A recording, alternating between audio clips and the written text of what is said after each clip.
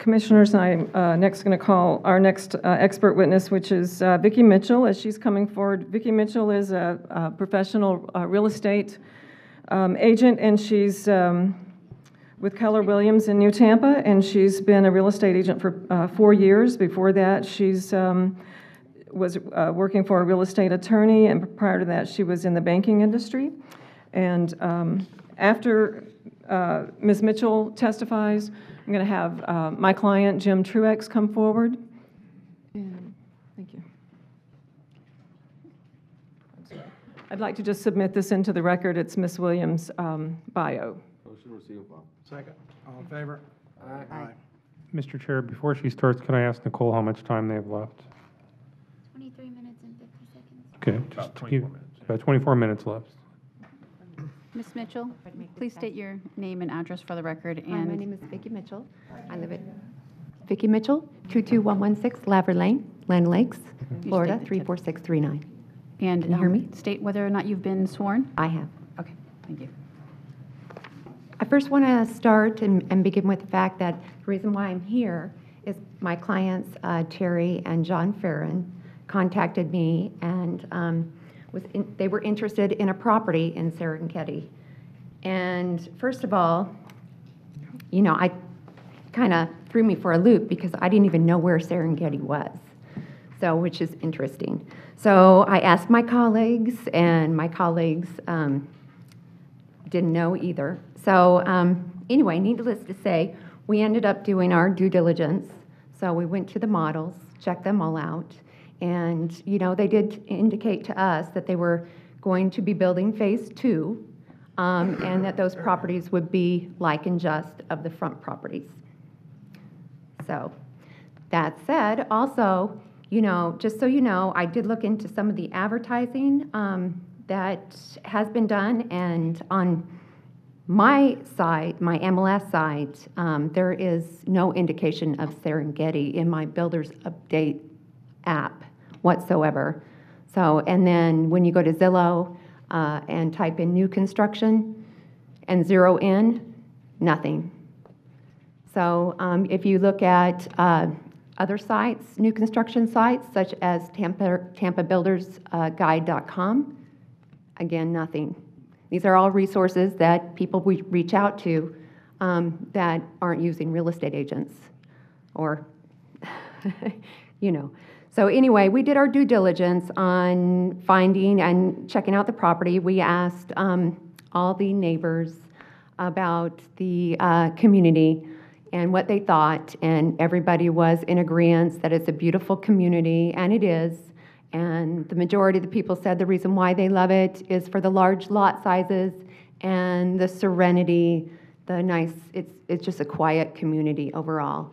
So anyway, that said, we also took a look at the covenants, the Declaration of Covenants. And quite honestly, in the Declaration of Covenants, if you look at page 7, at 3.02, halfway down. So it says, the committee shall have the full authority to regulate in accordance with the terms and provisions, sorry, I gotta put my glasses on, of this declaration, the use and appearance of the exterior of the lots and units to ensure harmony, the key word is harmony, of external design and color and location in relation to surrounding buildings and topography, and to protect and conserve the value and desirability of the land as a residential community. Again, these are large lot sizes, and the average price point is anywhere from $300,000 to $500,000. They are beautiful homes. When you first drive into the community, most communities, when they have phases, when you drive in, you have a large, wide boulevard. You drive in, and then you have your different phases throughout the community. This community was not originally set up for that. So when you drive in, it's just a regular street in any community. So you're looking to add a phase which will attract, double the amount of traffic than what was originally, it to be designed for. So in retrospect, you are going to affect those home values on the homes on that Serengeti Boulevard as you drive back to the second phase.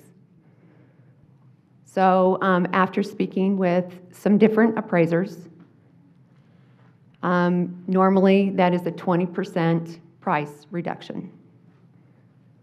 That said, I object for the record, she's not qualified as an appraiser, and clearly her saying she spoke with an appraiser is hearsay. Okay, we can get that on the record in a minute. Continue. thank you.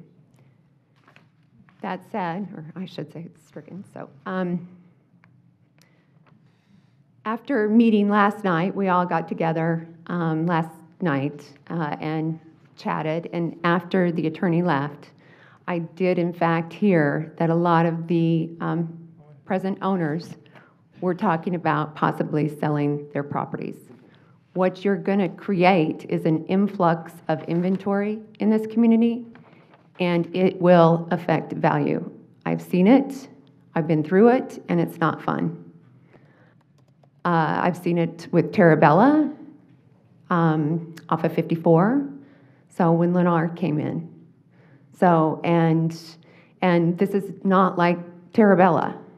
So again, the street, when you first drive into the community, is a regular street with beautiful homes on it. And I don't know how many of you have been through the community, but I can guarantee you none of you are going to want a small tract family housing in the backside of your homes. None of you. What do you mean by the backside of your homes?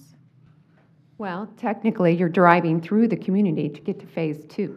Okay, but you were making it out like they were right behind them, but you Well, mean no, not you mean it technically, towards the but- end of the development? Correct. So, I think you can get in trouble for saying a statement like that, but that's my opinion. well, this is my opinion. Yeah, you can, yeah. Thank you. Gotta be careful. I guess you can't be telling me how I feel. I'm going to submit a question to Ms. Mitchell on the record. Ms. Mitchell, how long have you been selling real estate? 4 years. Have you been selling real estate in Pasco County during that time? Yes. In your experience, if you have a community that has a change in, similar to this, a change in the development plan that is disruptive to the residents there, does that impact the ability to sell homes in that neighborhood in a negative way? Yes, by exactly what I said. It increases. A lot of people don't care for it, so they put their homes on the market, and it decreases home values. Thank For you. the record, I'm getting there. I say, Joel, just to make an objection, Joel to an associates for the applicant, this witness has not been qualified as a real estate appraiser. I object to any testimony related to valuation. She can certainly testify as to matters. My understanding, she's only a real estate agent, not a real estate broker, not an appraiser. thank you. Ms. Mitchell, to clarify for the record, is your opinion about your ability to sell homes and the downward trend on public perception, is it based on your experience as a real estate agent? Yes, it is. Thank you. That's all the questions I have. I have one. Do you only sell homes in neighborhoods where every lot size is the same? I mean, can you think, is there another neighborhood where No, you, I mean, there's several neighborhoods can you name out another there. neighborhood where every lot size is the same that you've sold in the last 4 years? Every lot size is the same. Well, Lake Pageant Estates, I mean, most of those lot sizes are the same. So you're looking at quarter to full acre properties. And is that totally developed out? Yes, it is. But is there one that's been under development in the last 10 years that has one size of lot that you've sold a home in? Thinking, going through all the communities besides Lake Pageant Estates.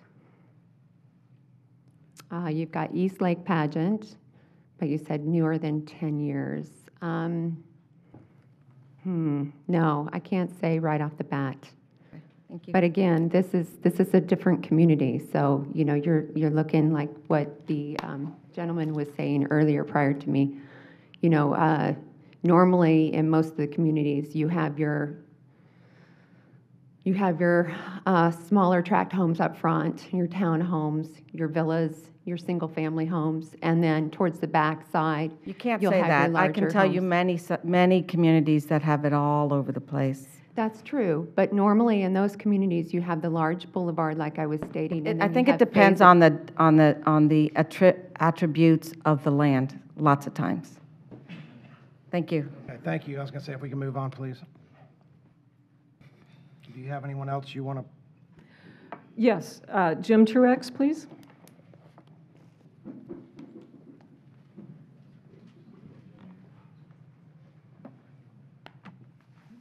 Good evening, Board. If I could start out, maybe I could... Sorry, sir, could you please Oh, state I'm your sorry. name and Jim- address? Jim Truex.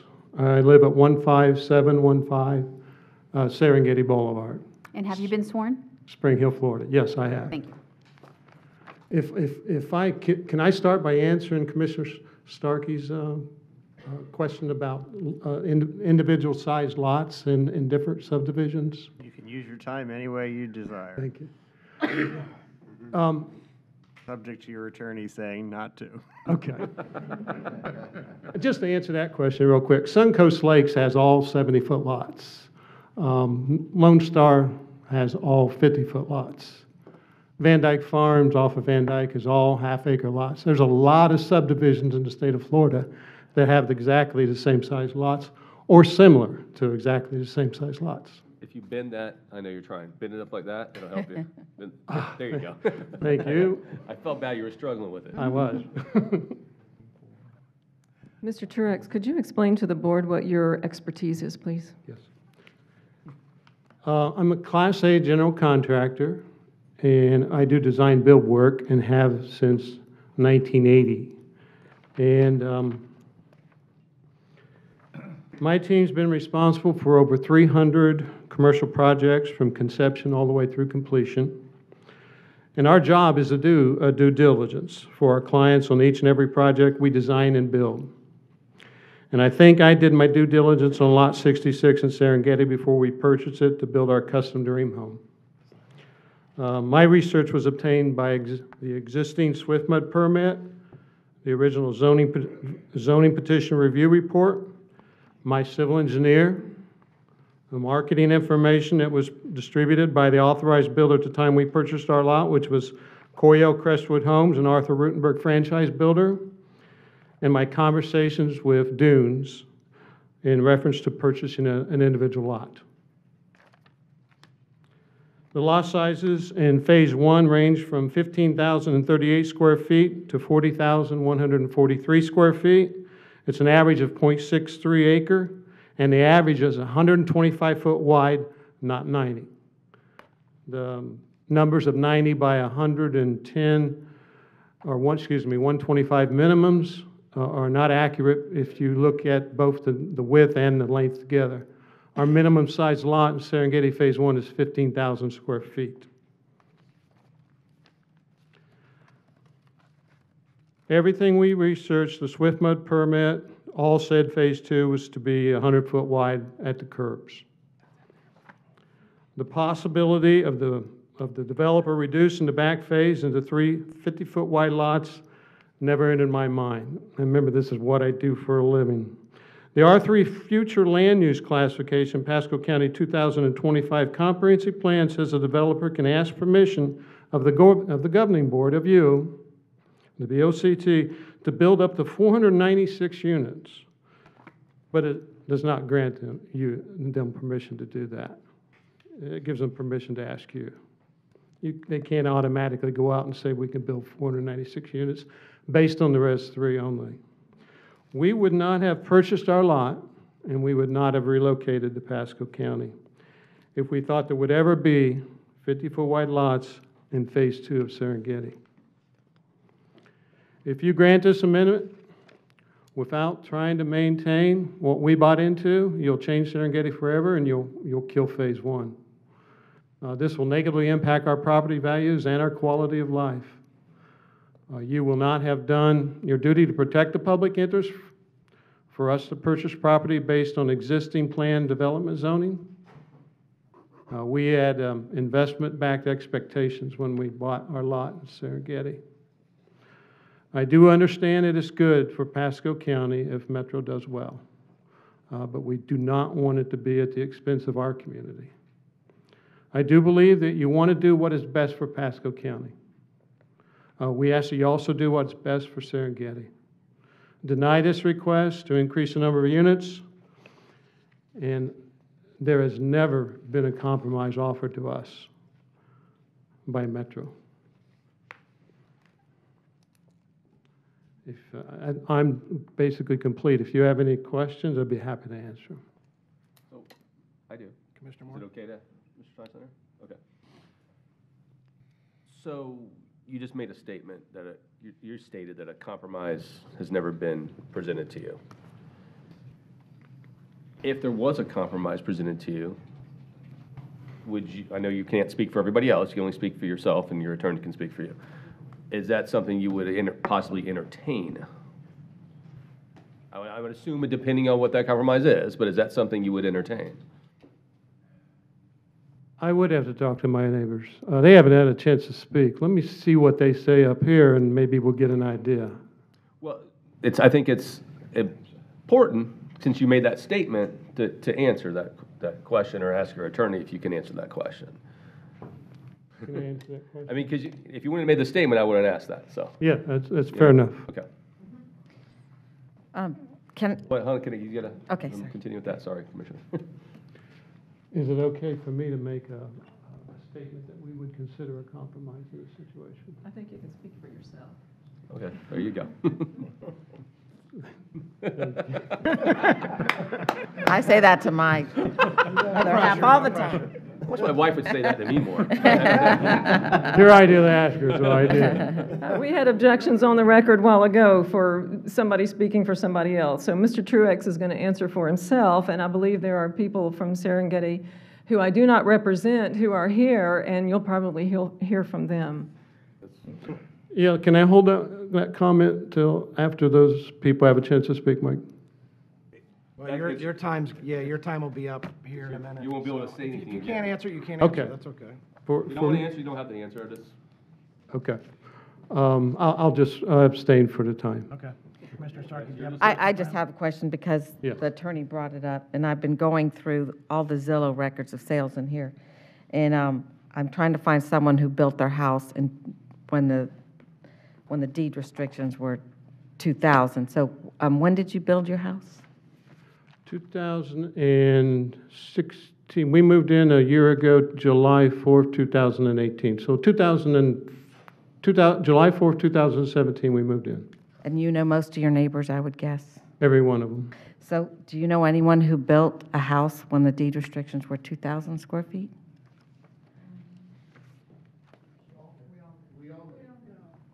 I'm not sure what you're asking.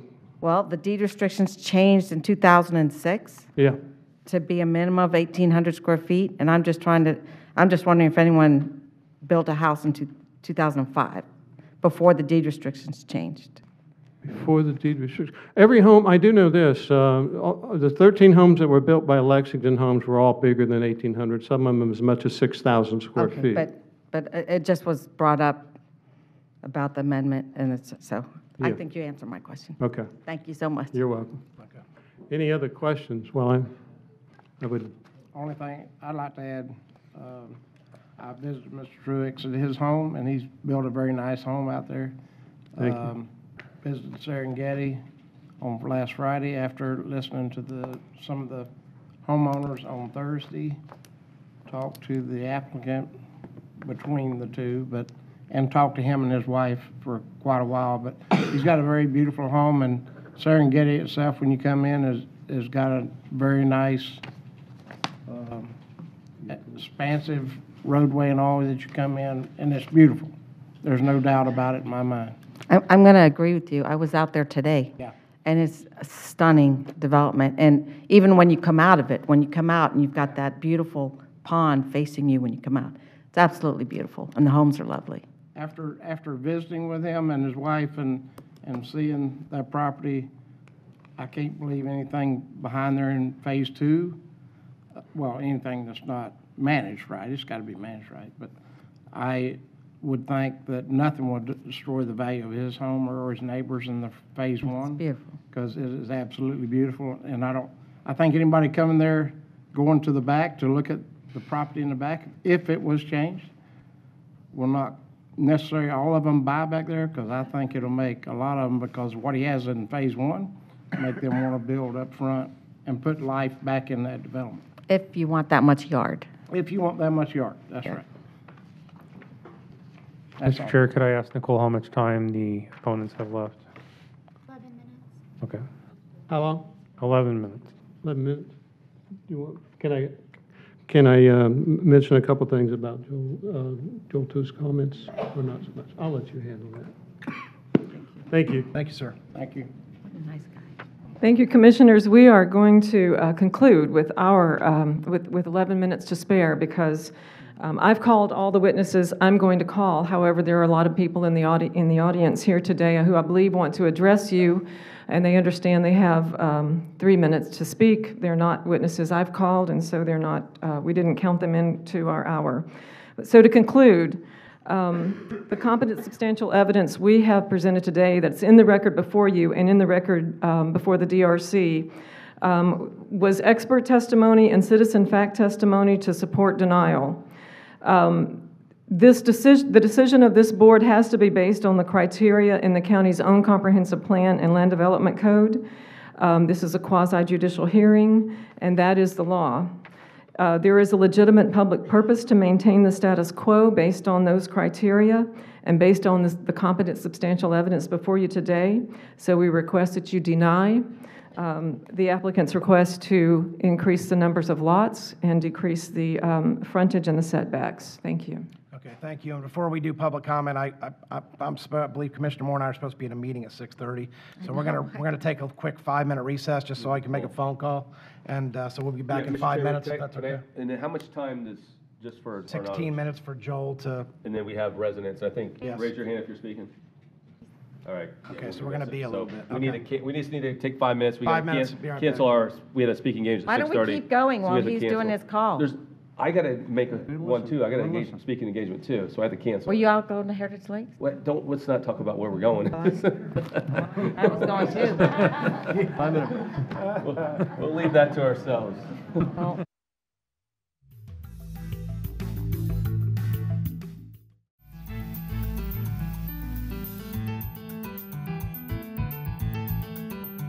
okay, I'd like to call back to order the BOCC meeting of August 21st, 2018.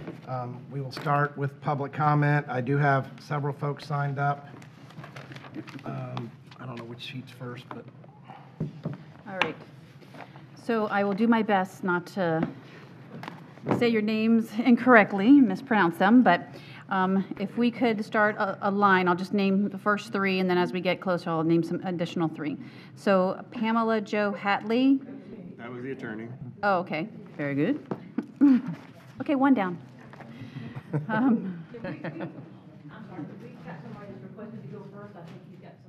Okay. Yes, what's his name? Okay. step forward. So, Step forward and we'll figure it out in a minute. first guy. So, behind him, Fran, is it Showmake? Shoemake. Ansel Flowers. Please line up. Yes, but line up behind him so we can get through this. Yeah, if you could line up behind him, please. Go ahead, sir, if you could state your name and address for the record. State your And name. you've been sworn. I haven't been, excuse me, I haven't been sworn in. Okay. Please, you have not, correct? Not. Okay, please raise your right hand. Do you solemnly swear or affirm that the testimony you're about to give is the truth, so help you God? I do. Thank you. My name is John Needespall. I live at 3117, excuse me, Hart Pine Avenue in Odessa, Florida. Obviously have throat problems. I'm very interested in building a home in Starkey Ranch, but only if today's proposal is denied. I currently live in a beautiful home in Starkey Ranch on a lot that's 50 feet wide. I moved in there last year in July. My house is currently for sale because, very honestly, after living there for 1 year, I feel like we're packed in like sardines. So I'm here. I appreciate being here to be able to speak since I haven't been part of the plan, but my request for the residents of Serengeti is that their request is approved, that this proposal is denied. Thank you. Thank you, Any sir. questions? I just, Fran Shoemake, 15629 Serengeti Boulevard. I just have a few quick Have you been comments. sworn, ma'am? Yes, I have. Thank I you. was in the room when you did that. I just have a few quick comments. I'd like to start off by saying there is not a single John Deere tractor in Serengeti. I would also like to ask Mr. Tu that he says that the neighborhood is dead in the water and there's no activity in the neighborhood. I would like to ask him how to explain the 5 homes that are currently under construction through Avalon, that the ground is being broken on, the pads are being put in. There's 5 of those currently happening right now, today. If you drove around, you saw some of that.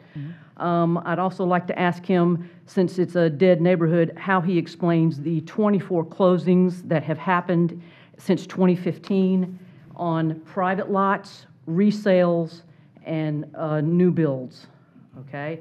And I'd like to reiterate what the real estate attorney said. Unless you know about Serengeti, you cannot find Serengeti up on the internet. You've got to either be able to type in Serengeti or you've got to be able to type in a specific address. We stumbled onto this community 3 years ago after looking for 3 years. Nobody knows where it is.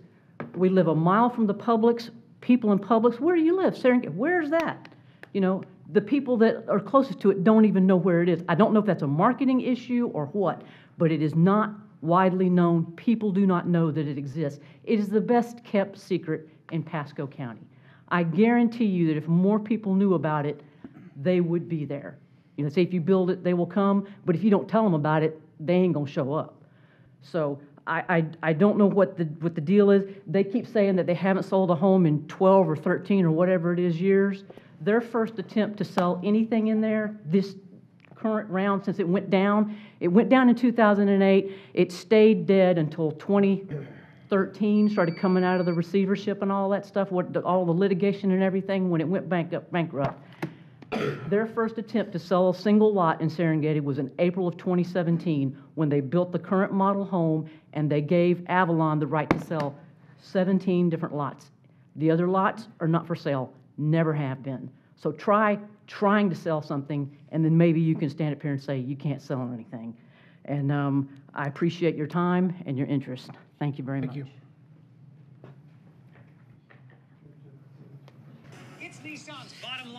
My name's Ansel Flowers. I live at 15636 Serengeti Boulevard. I moved into my house that I built. Sorry, sir, you have to first say if you've been sworn. I'm sorry? First have to say if you have been sworn. Okay. I have been sworn. Thank you, sir. Go I ahead. was sworn when the group was sworn 4 or You have to 5 state hours it. ago. You have to state it on the record. Thank you. Thank you. I moved into my house in February of this year. Sir, the court reporter didn't get your name. Can you please repeat your name? Telephone went off, so I do not know. I'm sorry, ma'am, I have a hearing problem. Your name, please? I did that already. But she needs it. She's typing the record for your attorney, I believe, and so she needs your name. My name is Ansel Flowers. Thank you.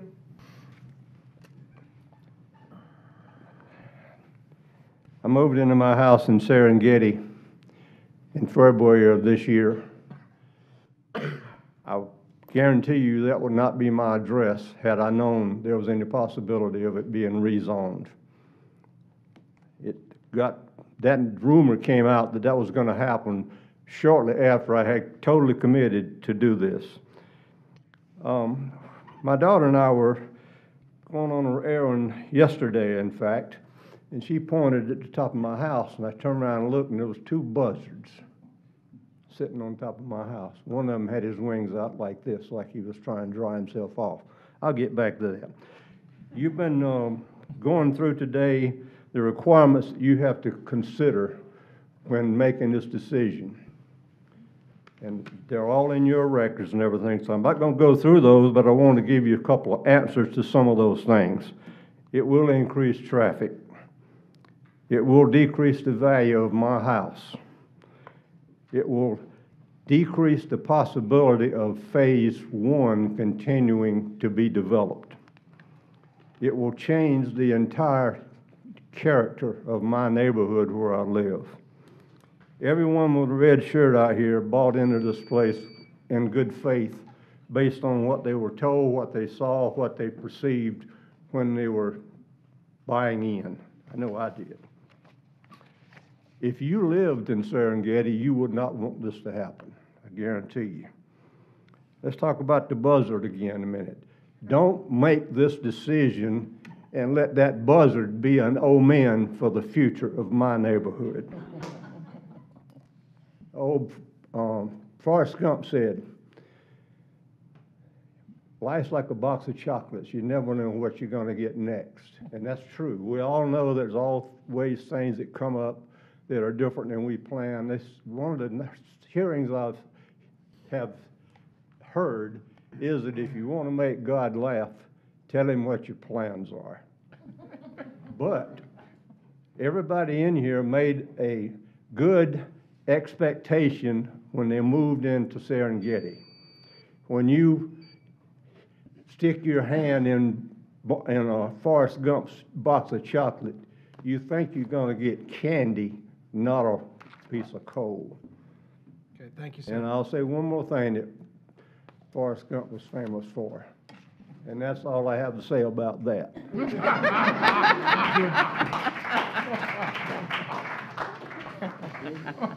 Fred Rice, Susan Rice, and then Terry, is it Farron? Farron. Please state your name and address, and if you've been sworn. Yes, it's Frederick Rice, 15643 Serengeti Boulevard, and I have been sworn in. Thank you, sir. My wife and I moved to Serengeti 14 months ago in June 2017. Since that time, I've gained 6 new neighbors. None of the Serengeti residents knew anything about Metro's proposed changes until 10 months ago at the earliest. Since then, we've had a lot to learn about rezoning. We've had consultation with Metro representatives, county staff, HOA, 3 realtors, a professional planner, an attorney, and finally, we met with each of you, the commissioners, on a separate basis. Each of you has given us valuable feedback and coaching from independent perspectives. With your feedback, here's what we've done. We've organized into multiple meetings to prepare our message of opposition to focus on relevant facts. We researched comparable neighborhoods for lot sizes, percentage of rentals, access points, enclave transitions, HOA governance, and also property values. We consulted with real estate professionals. We secured professional services from a planner, a realtor, an attorney, and a lobbyist. We focused specifically on the relevant elements of the code and planning standards. We provided multiple examples of previously published marketing materials used to promote Serengeti, and we have reviewed official county records. We evaluated multiple scenarios of compromise that might provide benefit and relief for both Metro and for other Serengeti property owners.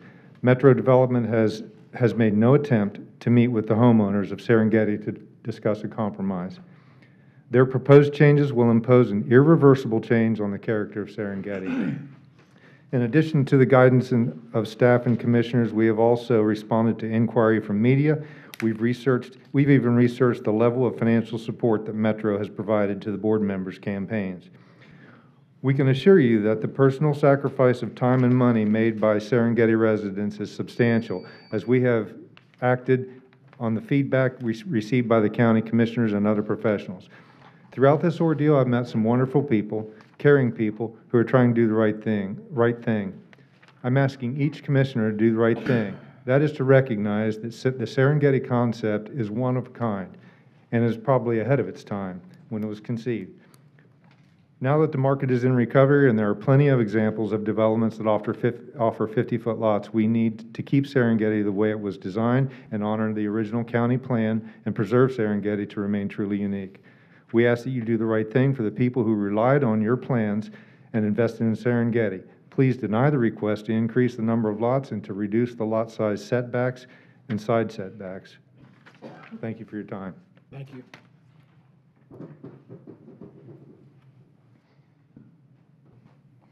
Hi, my name is Susan Rice. I live at 15643 Serengeti Boulevard, and I've been sworn in. 3 minutes, 3 points. Number 1, character, open spaces, vibrant places. When my husband and I found Serengeti a little over a year ago, we finally found a neighborhood with open spaces. We take walks almost every day.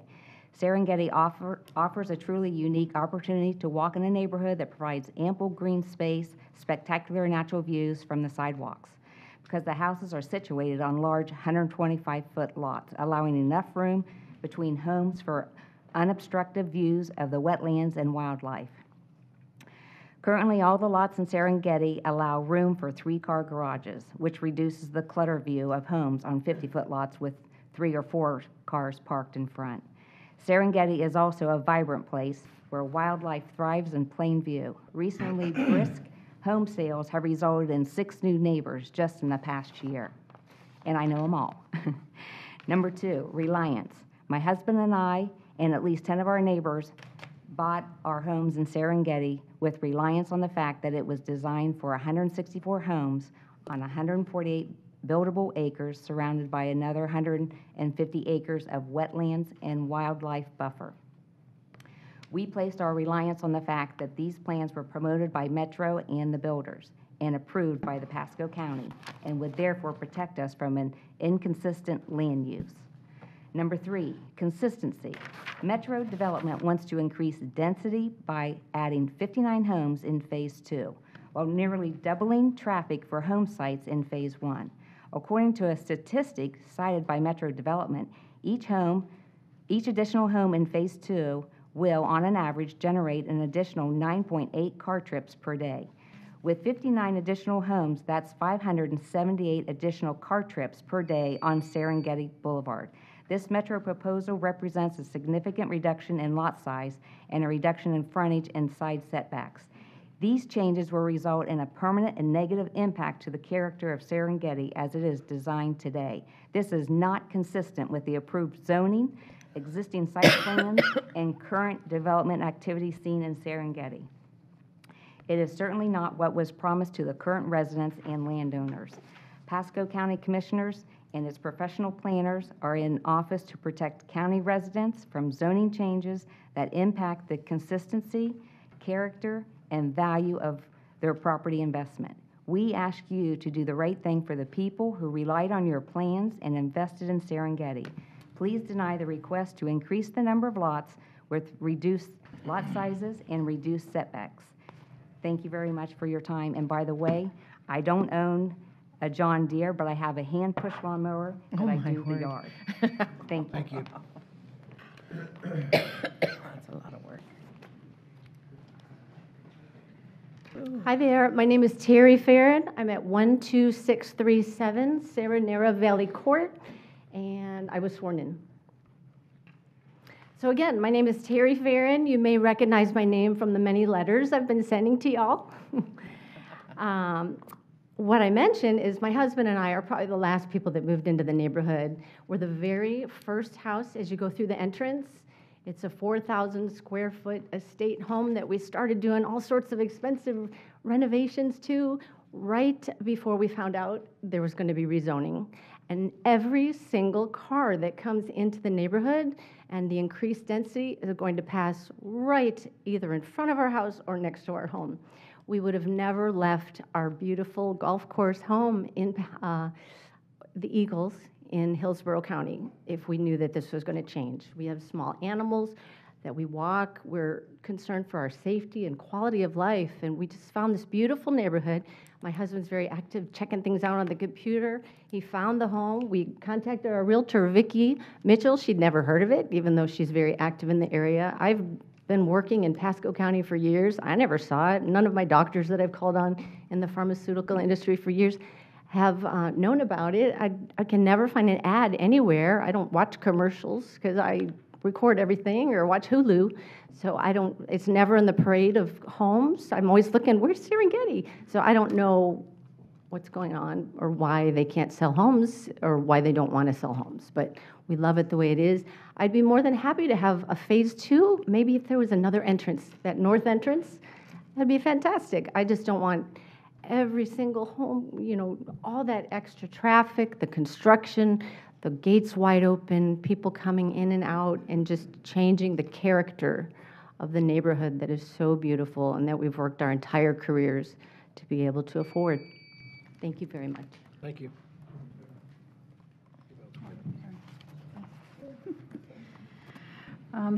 Tyler Shoemake, Darren Shaw, Allison Shaw.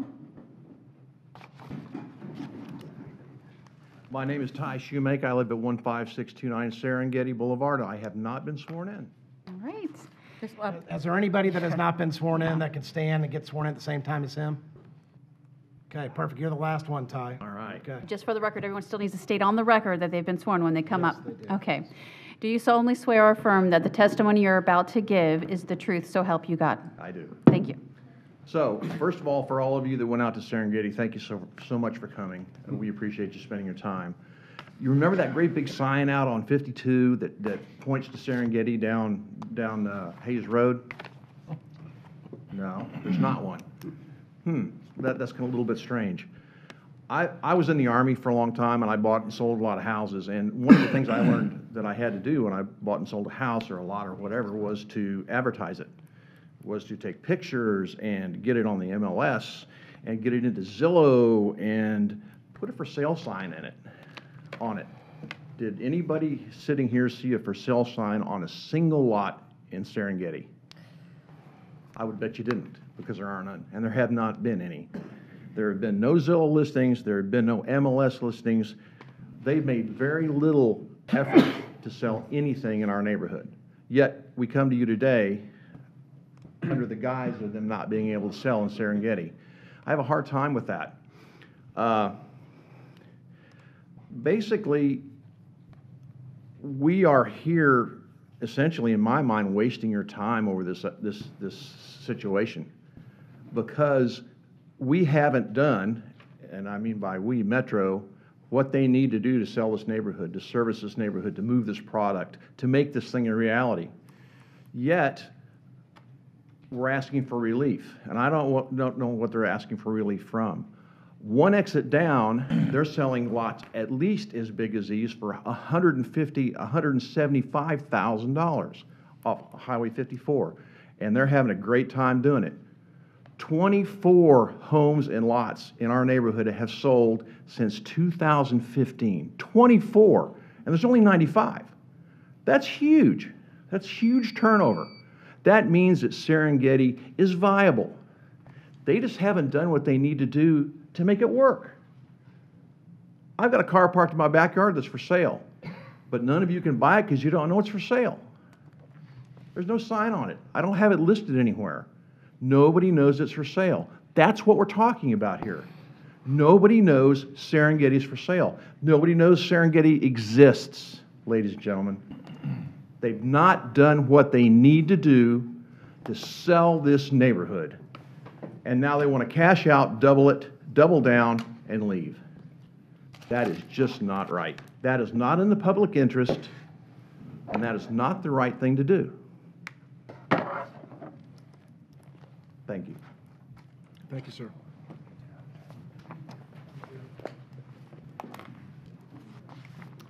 Hi, my name is Darren Shaw. I live at 12307 Canyon Boulevard, and I have been sworn in. I'm here in opposition to Metro Development rezoning Serengeti Phase 2. I believe I can offer a unique point of view here based on the fact that my wife and I own a lot in Serengeti and a home in Lone Star Ranch subdivision, which abuts Serengeti. Why is this relevant? Because in our opinion, Lone Star represents precisely what proposed Serengeti Phase 2 will look like.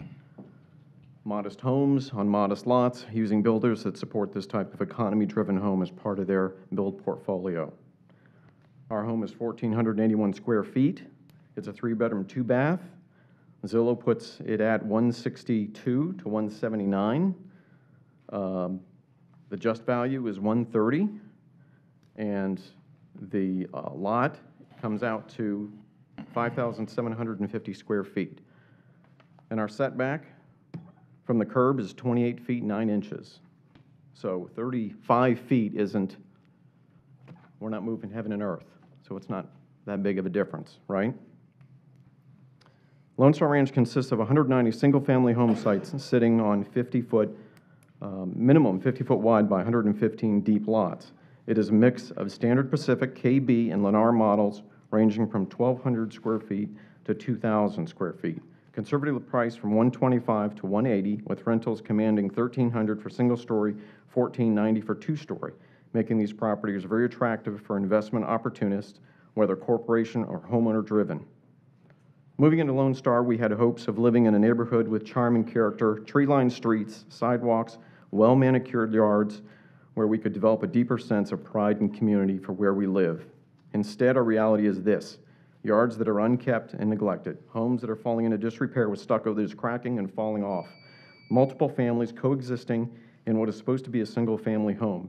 As such, cars numbering anywhere from 5 to 7 cram into the small 2-car driveway, sometimes spilling out into the front yard or surrounding street. As well, an increase in crime, due in large part to our unobstructed access to the parkway. At least that's what all the law enforcement officers tell us. We have a rental growth penetration of over 40% and growing. Living in this community for over 5 years, we've seen this neighborhood decline into what is effectively a transient rental community.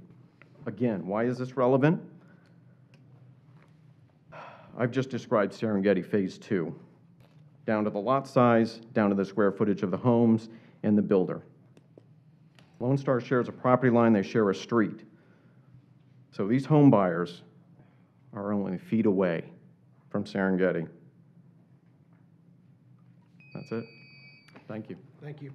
I went into your neighborhood today until when I was out driving around. I told them I'd go through all the neighborhoods. I want to say, whoever's doing your garbage pickup, they are doing a really bad job. And I called the head of Progressive.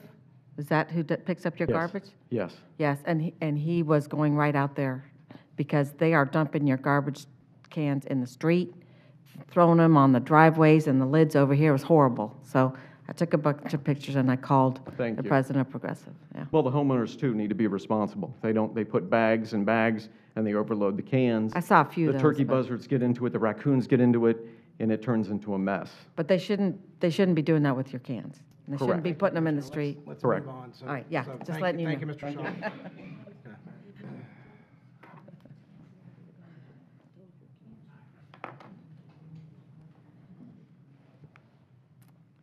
My name is Allison Shaw. I live at 12307 Canyon Boulevard. I have been sworn in. I am here in opposition of Metro developing Phase 2 of Serengeti to what they're proposing, these 50-foot lots. I live in Lone Star Ranch. I am a young professional, Mr. 2, who bought a 90-foot lot in Serengeti. So they are out there. We bought our property in Serengeti based on the master plan that was put in place for the community. And as we searched, it is the only community like it with these lots. Now with this new proposal, that will change. How is Metro going to distinguish Serengeti Phase 2 from what currently exists in Lone Star Ranch? If they're using some of the same builders, maybe Lennar or others, how is it going to be different? How will they maintain the property values and the wow factor that makes Serengeti special? What will they do to make it look different so the community is not just another cookie cutter, shake and bake, just add water or a lagoon to set itself apart from what was originally sold to the Serengeti residents. Understandably, this is why we looked outside of Lone Star Ranch. We found Serengeti and we were once again drawn by the charm and character. We were sold on that. Serengeti offers those large, beautiful lots, expansive protective wetlands and conservation, not to mention responsible homeownership within a gated community in an attempt to build my husband and I's dream home. We enjoy living in Pasco County, and we both work and make the commute to Tampa every day. Our desire to fulfill this dream is now on hold because of Metro's planning performance scheme to take an existing development and use it as collateral damage while they pump millions into the county with promises of new communities, schools, sidewalks, improved infrastructure using unforeseen commitments of long-term stewardship. Once you give permission to Metro to redesign an existing community such as Serengeti, it's going to set a dangerous precedent. Very difficult to refuse the same scheme when one of their other massive projects in the county does not bring the profits that they require. Do we really think that Metro Group LLC needs the financial relief it says is required? I mean, they're sinking in quicksand, or maybe they're sinking in with a lagoon. Have you seen Crystal Lagoon? I know some of you think it's awesome. Do we think that Metro was holding car wash events and lemonade stands in order to cover their construction costs? Along those same lines, we do think Pasco County is in desperate need of 59 more 50-foot width lots in this county. No, we don't need 59 more homes. Thank you. Thank you. Okay. I only have two others signed up, Ronald Matt, or Matte, and Gary Peterson. When we signed, I didn't understand. It was my wife who was going to do the speaking. That's fine. She can come up. That's fine. Yep.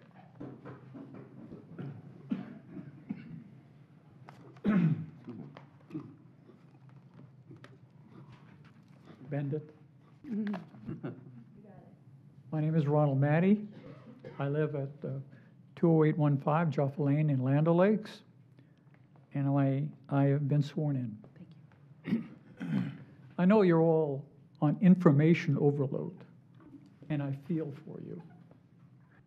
So I'm going to be quick. You've all read the various reports. You've heard the folks talk who live in Phase 1. You've heard from the legal experts on both sides. You've heard from the technical experts.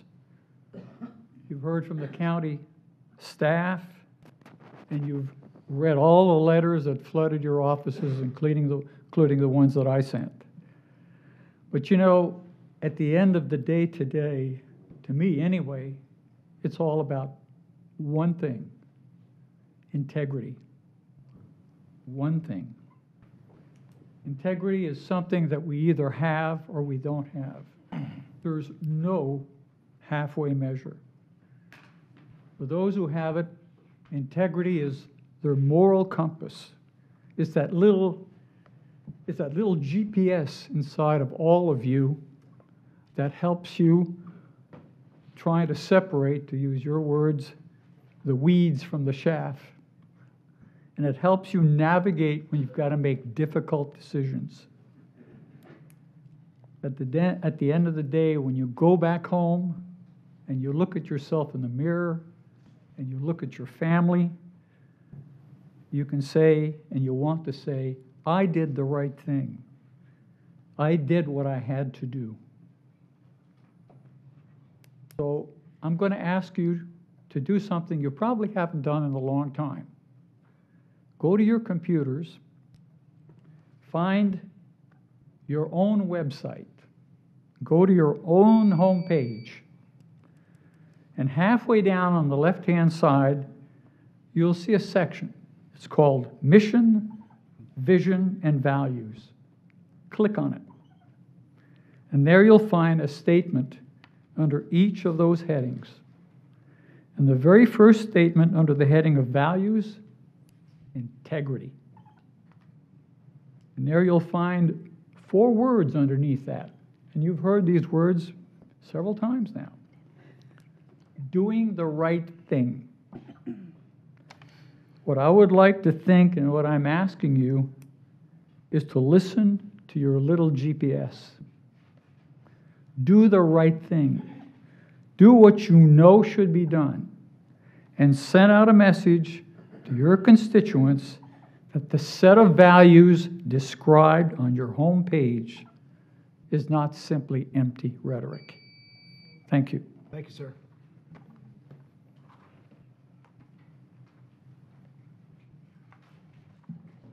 Pamela Peterson, 15615 Serengeti Boulevard, and yes, I have been sworn in. I'm here to tell you that our daughter and son-in-law live in Concord Station.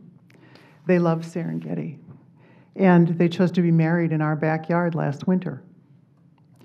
They took their beautiful wedding photos in the park-like setting that is Serengeti. They took them on the rustic bridge, in the fields, in front of the wetlands and the ponds. They would love to live in Serengeti, but they're concerned too about this rezoning proposal. They don't want to invest in a new home and have it end up looking like where they already live. We built our home in Serengeti in 2017 because of the large lot, the natural setting, the protected wildlife. I want to remind you of that. We have gopher tortoises, we have sandhill cranes. You may have seen that in my email. We found Serengeti by chance, and we realized that it was unique. There is nothing like it in Pasco County, which was, in fact, something that Mr. Tu testified to in front of the DRC and said again here today. Because a community is unique, should be a reason to preserve it, not a reason to dismantle it and make it look like all the others. We were assured that Serengeti, including Phase 2, when it was eventually developed, would consist of large home sites, natural wetlands, and the same open vistas.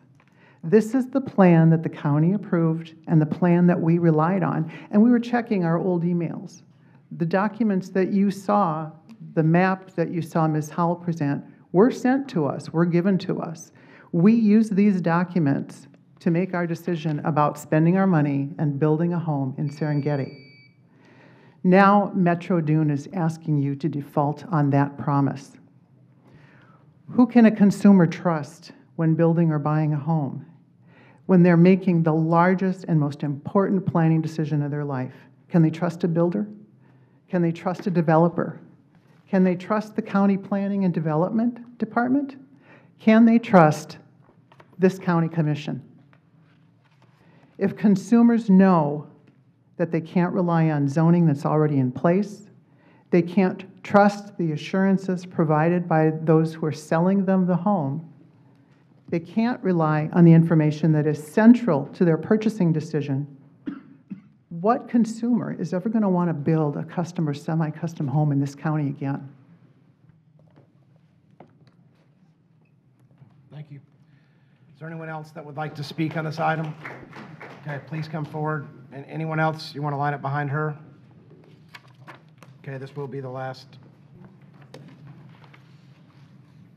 Hi, I'm Dr. Mary Newport. I live at 15500 Serengeti Boulevard.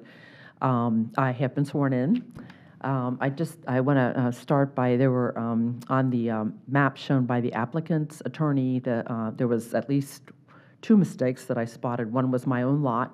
It was color-coded yellow as a Metro-owned lot, but it is my lot that I own that I bought from Coriel Homes, and I live in it. So it's a built lot, and there's another one adjacent to lot 38. There are 2 homes there, not one. There's another lot that has a built home on it. Before I moved to Serengeti, my previous house was a custom-built house on 10 acres in Hernando County. After losing my husband, I wanted to find a quiet place to make my new home. I looked at a dozen different models in different neighborhoods and then came upon, by chance, Serengeti subdivision and immediately fell in love with it. Each house is on a generous lot with no house behind any other house, surrounded by conservation areas with large oak trees and lakes. Since moving to Florida in 1983, I've been aware of the high quality of Arthur Ruttenberg homes and was overjoyed that I could have such a home in such a beautiful, serene area. The gated road increases my feeling of security as somebody living alone.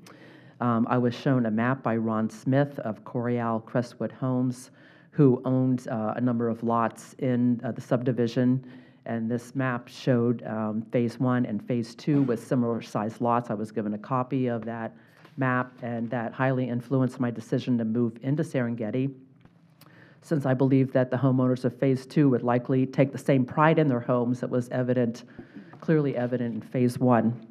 I signed a contract to purchase my lot in May of 2016. The lot is just over 0.9 acres, 40,000 square feet. It's surrounded on 3 out of 4 sides by conservation area with a beautiful lake behind it. And I moved into my new home on December 5th of 2017. The neighborhood has lived up to my expectations as quiet and serene. I've greatly enjoyed seeing the wildlife of all kinds there. I'm concerned that if this rezoning request is granted, the character of this neighborhood will change and will impact the wildlife as well as my own life. I paid a premium price to build a new home on this unique neighborhood, 60% higher than the assessed value he showed there. Not that I want to pay more taxes, but yeah, I'm a physician. I do home visits with some of the poorest people in the poorest neighborhoods of Pasco County and Hernando County. And when I come home, I thank God that I'm fortunate enough to live in such a serene and beautiful place as Serengeti. So I am respectfully requesting that the Board of Commissioners deny the request for rezoning of the beautiful Serengeti subdivision because it will significantly change the character of the beautiful place that I get to come home to every day. Thank you. Okay. Thank you.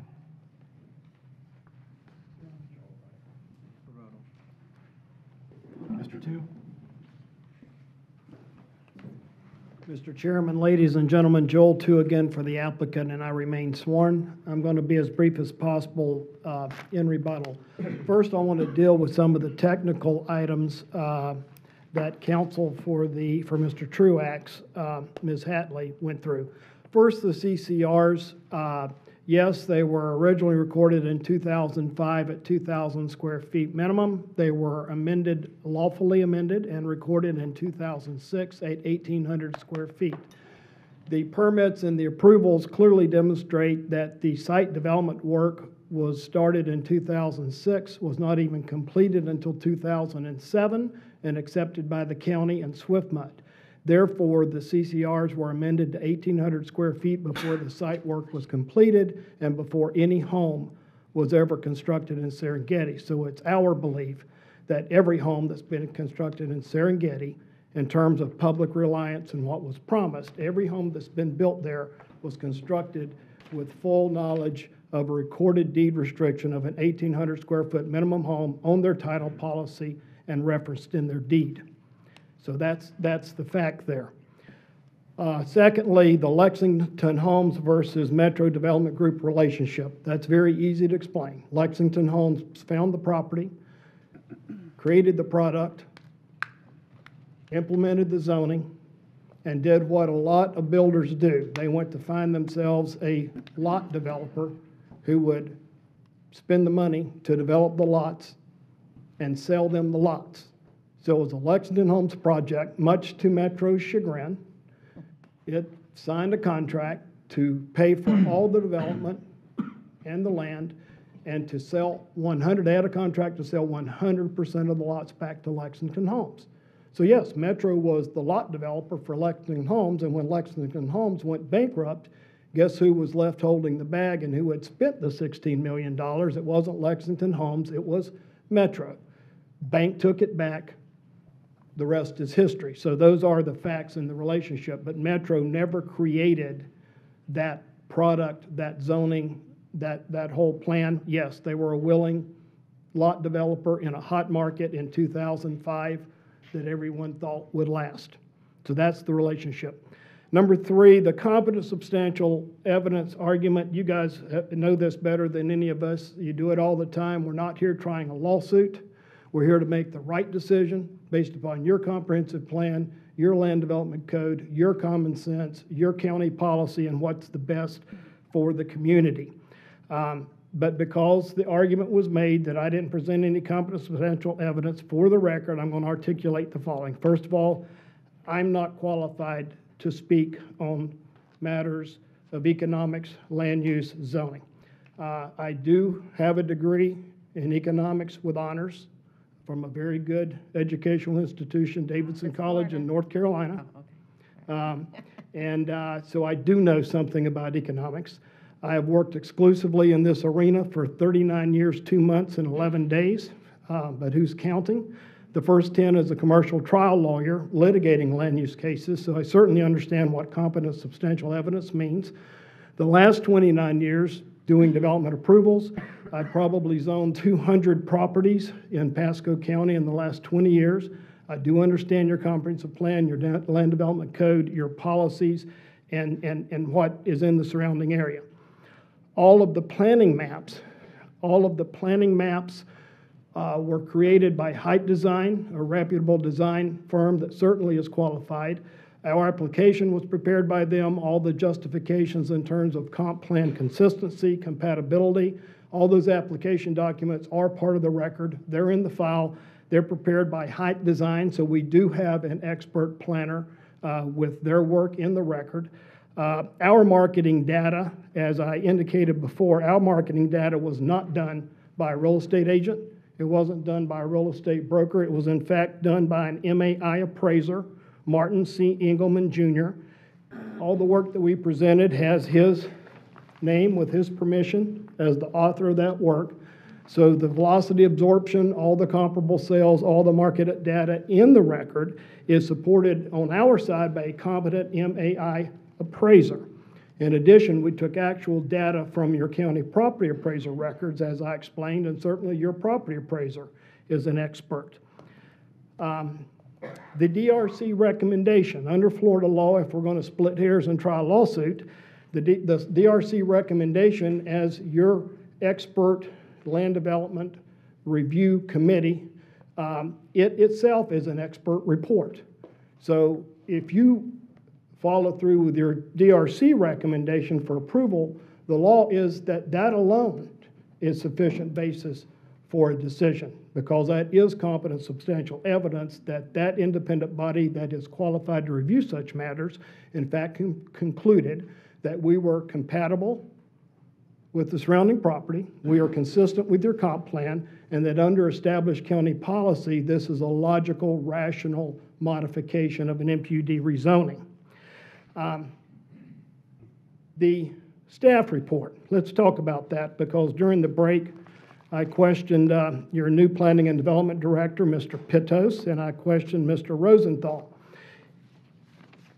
Since Ms. Howell testified as staff that we somehow didn't comply with requirements, if you look, and for the record, if you look at the official Board of County Commissioner agenda memorandum, that is the item you are acting upon, it is executed by Mr. Pittos, who is Ms. Howell's boss. He is your planning and development director. He is an expert. It was issued through Mr. Rosenthal, your Assistant County Administrator, who is his boss. And if you read the recommended board action, it says adopt the MPUD rezoning request subject to the attached rezoning conditions of approval. It doesn't say deny them. It doesn't say we recommend denial. So frankly, your planning and development director's expert recommendation supersedes and replaces Ms. Howell's personal opinions that she had before DRC. I'm not even sure why they were put in the record. Don't really think it's appropriate. Think it's quite a strange procedure, because the official county staff expert recommendation coming to you is for approval in the agenda memo, just like your DRC recommendation was for approval. So as to the expert basis, I think I am qualified to testify on the matters that I spoke to. We put an appraiser's reports in on marketing data. We put planning and comp plan justification in the staff record by Height Design, the DRC recommendation of approval, and the official staff recommendation is for approval. So shortly said, I've litigated enough land use cases to know that if you see fit to approve the request, it certainly is going to be defensible in a court of law if someone decides to challenge it. Next point that Ms. Hatley made was public reliance on approval. As I stated before, the recorded official document that's on their title policy says 1,800,000 square foot minimum lots.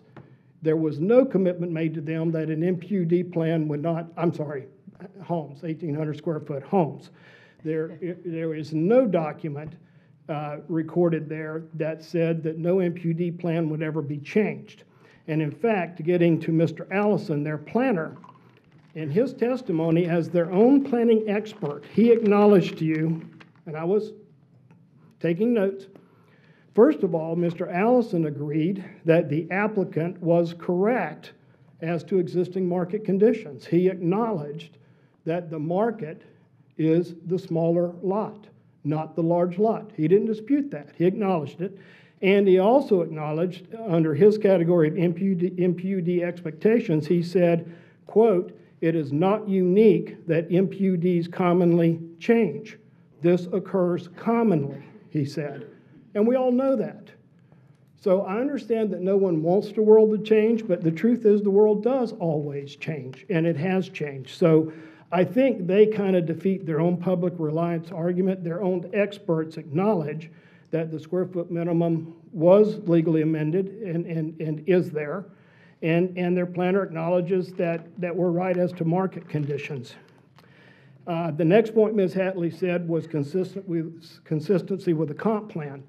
Consistency with the comp plan can't even be rationally debated. It is a Res 3 category. We are using less than 50% of the Res 3 category, so of course we're consistent with the comp plan designation. And to that point, going back again to your official board memo from your planning and development director, item 8 in your board agenda memo from your expert staff says, the proposed request is consistent with the Pasco County LDC, Chapter 400, subsection 402.2 zoning amendment, MPUD master planned unit development, and with the applicable provisions of the Pasco County Comprehensive Plan. So you do have a finding in the record from your own Planning and Development Department of consistency with the Comprehensive Plan, so that argument can't be debated. Lastly, on Ms. Hatley's point was compatibility with the surrounding area. We put up 10 surrounding neighborhoods, in fact, all 10 surrounding neighborhoods, and they never challenged that any of those were not correct, that they do have a majority of 50-foot lots, they have mixed product, and in fact, Serengeti is the outlier. So if the test is compatibility with the area, clearly we're compatible, and I showed you specifically the Lakeside Phase 2 project that you just approved in December of 2016 yourself, where you introduced in the back half of that community, behind large lots in the front, you introduced 50-foot lots, attached product, and townhouses. So if it was compatible there and made sense there, clearly that would be the case here. I think our conclusion here is that contrary, it's easy to stand up here and say, and I understand why they do it, but it's easy to stand up here and say they haven't tried to do anything. Well, just think about whether that rings true to you. What developer do you know would sit on a $16 million loss for 12 years and have 57 lots in Phase 1 and all of Phase 2 that wasn't calling builders, calling developers, trying to get a deal going? They obviously have tried, or you wouldn't have Avalon builders in there. As Mr. Lawson testified, they have cut a deal with Avalon to give them at least a dozen lots that they will sell them at $25,000, and the last two they sold them at $20,000, and then I just heard that today, Metro bankrolled the Avalon model for them to build a model. If that's not trying to get traction, I mean, I don't know what more you have to do, but it defies logic that when you're invested in 60 lots in Phase 1, all of that infrastructure in Phase 2, that you aren't trying to do something. The reason the project hasn't moved isn't because they haven't tried, it's because the market is the market, it is what it is, and no matter what any of us wish or hope, it's not going to make it different. So as they say, the definition of insanity is to keep doing the same thing over and over and expecting a different result. And that's the point we're at. So we implore you to please act consistent with your official staff recommendation from your new Planning and Development Director, Mr. Pittos, and with your DRC recommendation from your county administrator and department head staff. And if the conditions we offer to change based upon our individual meetings help you get there, we're happy to do that. And please feel free to adopt those revised conditions if you see fit to approve this. But we implore you to do this, otherwise we don't have a solution and there's nothing we can do to get out of this. So thank you very much for your time. We appreciate it, and I'm sorry that it's taken so long. Any questions for Mr. Tu? Well, I just have one. It's probably for both sides. Well, maybe my microphone here.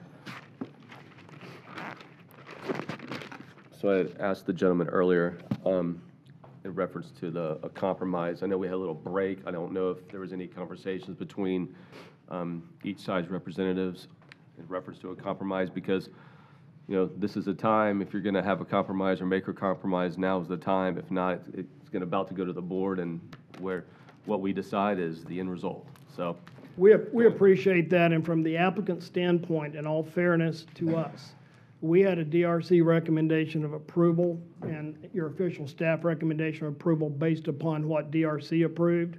We have come to the table, in my view. We proposed 6 changes that I went through with you that are going to cost us thousands and thousands and thousands of dollars to build that sidewalk and build that trail and do these other things, and we're going to lose one more lot for that play area because that's what that is. That's just one of our building lots in Phase 2.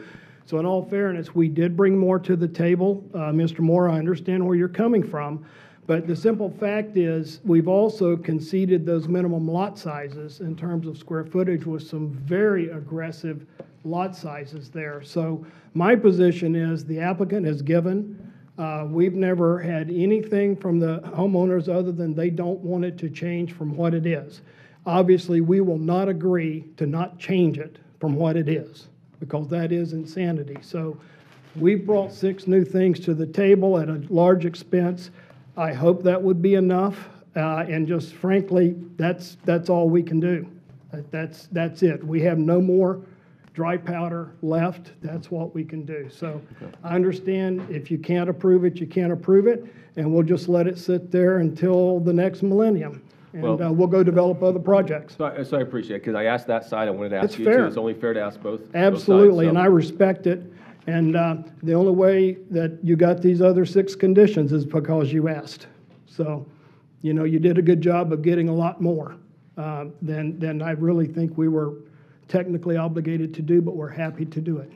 And Joe, real quick, we see these all the time. Land use attorneys working with the residents to come to a conclusion and a happy medium.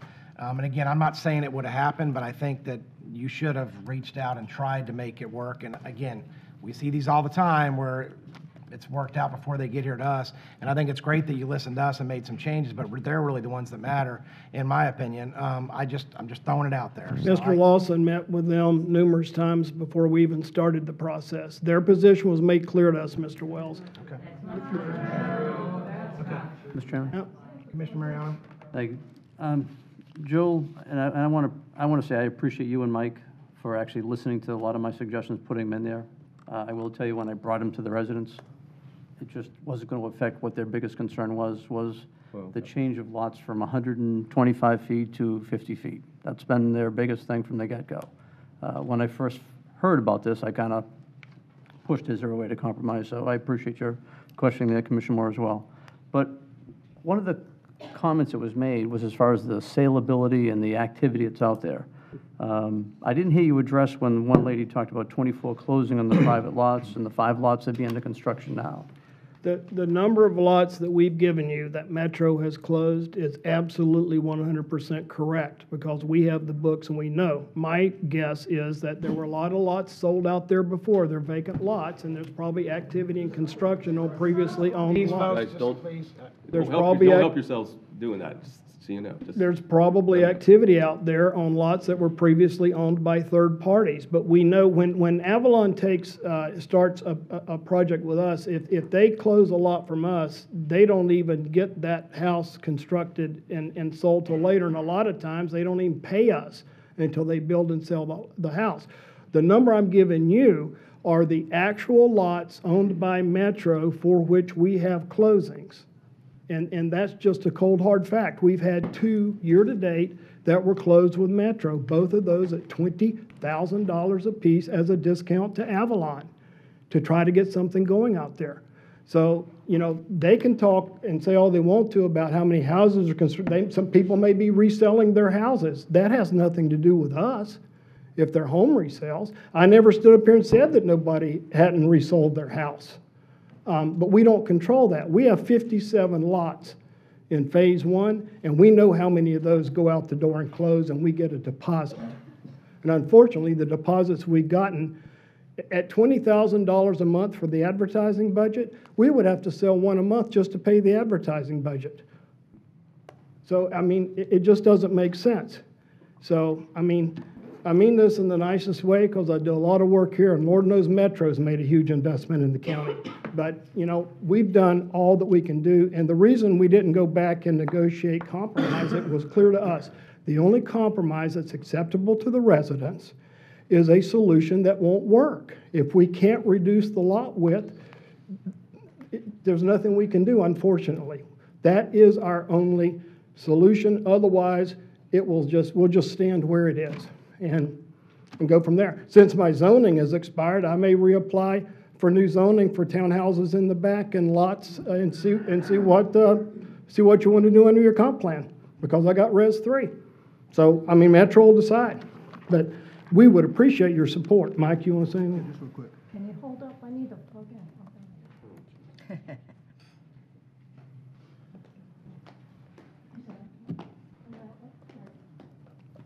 Hold that thought.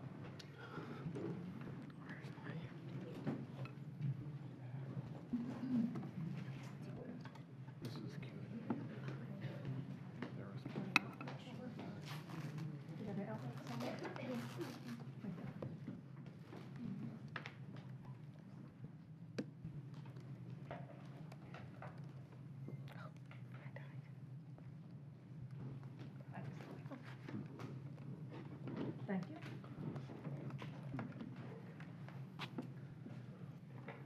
We good to go? Okay.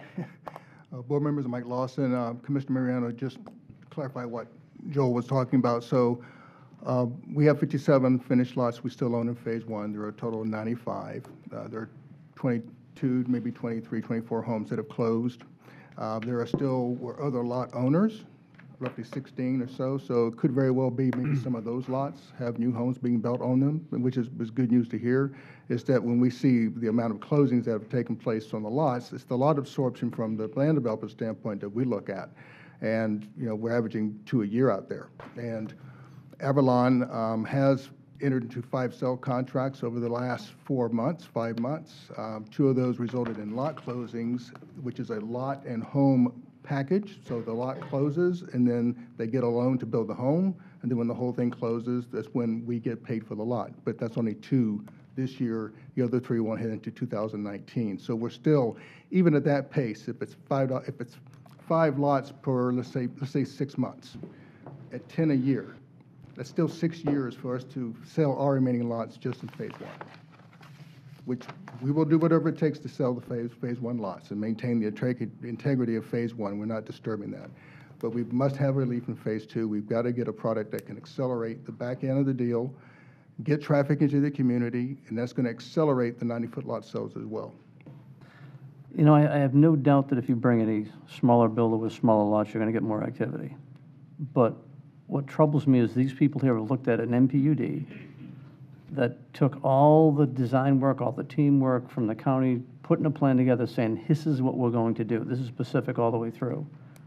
and now to kind of come back and change it to these much smaller lots, do you think you would sell better if you had, let's say, a model that was there, or a couple of models that were there, that could be on the lot where it could be staffed, shown, marked off the lots, like we see in so many other developments where they kind of say, lot number 1, 2, 3, 4, just like what's kind of dotted out here, and show people what's out there. So when they do drive through, which if they drive through the left side of it, they can get in and out of the development, but maybe that would actually help you if you wanted to market the property and you get it done. Commissioner, you're absolutely right. That's how you sell a community like this. That's why we have a model home, for people to go and see the model to buy that home on that lot. That's how you move lots. That's how you sell homes. It's a model center, but in phase 2, there's nothing that's attracting any builder to even want to market there. Everlawn's the 4th builder since Dunes owned the property in 2011 to market lots in this community.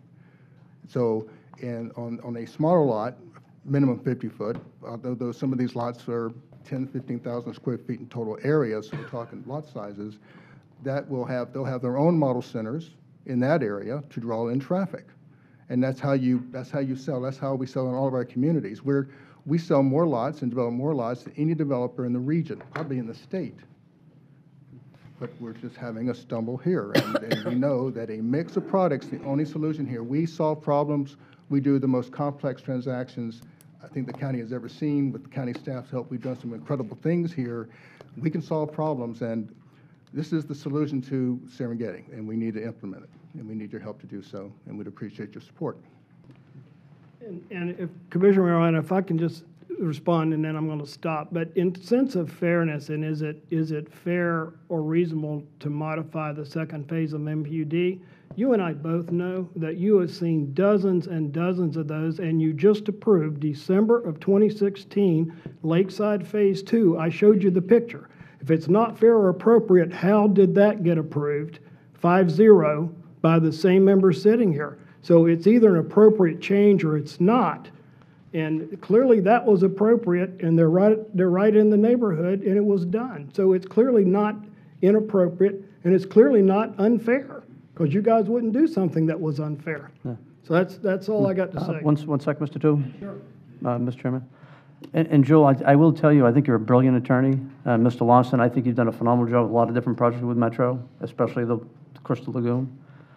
But I'm going to tell you, when I heard the presentation, and I will tell, this has been one of the toughest ones I've ever been part of. I mean, when I first heard about it, went back and forth. I've gone back and forth with each side every single way. When I saw your presentation on Lakeside, the part that got me was, okay, Lakeside, yeah, I remember that. I remember that coming forward. Not a single resident was objecting. But I look at this more like Heritage Springs when they kind of loaded up when they didn't want to see a complex going right behind their yard because they knew it was going to affect their property values. They knew it was going to affect their quality of life. So I look at these people telling you that this is not what they bought, it's not what they expected, and it's not what they want to stay in. So whether half of them sell, you got almost the whole neighborhood here. It's a completely different world than Lakeside compared to what we're seeing right here. And let's face it, the market is driven by what people think and what they think is going to happen. And if these people here are going to tell you they're going to move out, that not only hurts phase 2, but it hurts phase 1. So that's where I see the difference. I appreciate that, but certainly from a comprehensive plan and on paper, using Ms. Hatley's terminology, it's going to be hard to explain Lakeside Phase 2 and not explain Serengeti Phase 2 because they look exactly the same. And the other thing Ms. Hatley told you, with all respect, is you got to look at competent substantial evidence, and that purely whether people do or don't want it isn't competent substantial evidence. Now I realize you guys have to live with that. Okay, but the truth is that's not the standard. The standard is it consistent with your comprehensive plan? Is it compatible with what you've already approved in 10 immediately surrounding neighborhoods? And, you know, the fact is that from the technical standpoint, this meets every single legal requirement that could possibly apply and has your expert staff recommendation and your DRC recommendation. And the only reason anybody could vote against this based upon this record is because an existing resident objects. And I understand, but that's not a legal standard. Sorry. Ms. Hatley, did you want to? No. Oh, that's right, never mind, sorry, I apologize, yeah. Okay. So, Can I, Anybody have any other questions? well, I wanted to ask Mr. Pitos a question. I have 11 more minutes in my presentation. No. You don't get sir rebuttal. Yeah. I mean, Yeah, I think You we were- keep this moving. Just as the planning director, I have a question about the transportation. And in your professional opinion, is this neighborhood able to handle up? I mean, you must think that it was, if you, DRC approved it. Is the road adequate to handle the increase in the lots? I think what Corlin, this is Nectarios Pitos with Planning and Development.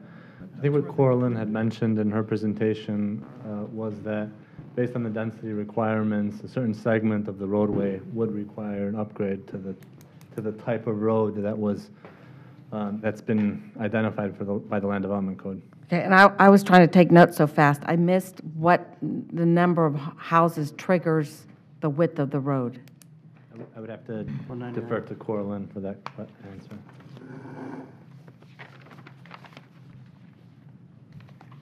So 199? 101 to 200 is a type 2. Okay, so in Aristida, we have 124, and the road is 20 feet wide, so with no sidewalks, so Oh, is this... that's another thing. The Land Development Code requires that those streets be brought up to code, and that means that type 4 streets need sidewalks on both sides. Okay, that, I don't understand what does that got to do with this? It's still part of the street infrastructure. So what's your question? You said that it had to be a type 2? Yes. Sorry. And tell me again what type 2 is? A type 2 is 12 feet of pavement. That's one Per- lane, okay. 24 feet. So how are we improving other subdivisions without type 2 roads? That's what I'm wondering. Because the other subdivisions have come in and they said, I'm going to build this many units, and they build it. They don't stop construction in the middle and not finish construction. So when Aristida was developed, because I'm just trying to reference things I know, is this a new requirement since then, or? This has been in the code since 1989. So how are we building subdivisions with 124 Because homes? some of the subdivisions are muttrum, and that streets are less because it's a muttrum. There was never muttrum. There was not muttrum when Aristida was developed. I know that. Okay, I think we have we're not able to defend the type 2 road, in my opinion. Some streets. Something to think of. Stop. Okay, that's not an accurate statement. Okay. There are many developments that request alternative standards from street standards. Okay. So it may be that Aristida or any of the other projects that have narrower street widths got an alternative standard approval from the DRC or staff. So that's very common to give alternative standard. And that's very possible, because if I remember, they purposely narrowed the streets for traffic calming. Is that not one of the That does happen tools? from time to time. Yes. Yes. Yes. Yes, ma'am. You narrow the streets so that the cars drive slower. Yes, ma'am. Okay. The All other right, thing I would thank say you. is that those alternative standards now are approved administratively by staff. So you would never see those deviations come to you. Okay. It's a routine occurrence. And I think even Corlin said, and Joel said as well, that that's how staff deals with these issues. If they think that it doesn't need to be that wide in a particular case, they will usually handle that through an alternative standard request. Okay, thank you. Mr. Oakley. The road back on Phase 2 is 11 feet on each side, which is 22 feet. Is that a substandard or is that? None, don't get me wrong. Don't get me wrong. The streets built in Serengeti right today, for 64 units in the back, are to code. There's nothing wrong with those streets. The type 2s work, the type 3s work. It's where they start having to become a type 2 or 3 street. Let me. It's a second phase, so that's what I'm getting at. The second phase is only 50, you say 59 plus 57 new lots is 116 or so. So a phase 2 Where's the road trigger? I would- think he wants to know where's the trigger of the, what's the Because it trigger in sounds the like increase the trigger's in phase 2. in density? Where's the trigger? The trigger Is that is. right? Is that what you're trying to Yeah. Okay. The trigger, You go ahead. the trigger is 101. So when you hit 101 lots going out on that street needs to be a type 2. I got nothing.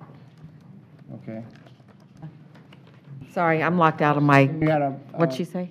Broader number than that, which covered everything that was proposed back there. So- Okay. Commissioner Moore. Thank you, sir. So I know it's been a long afternoon. I know both sides have been here since well, you can't talk from the audience, you know, but since 1:30 or so. Serengeti's a beautiful place. It's a beautiful neighborhood. Metro at the same time, you know, you guys have done some great projects across the county and you continue to do some excellent projects across the county, and we appreciate that, especially from an economic development standpoint.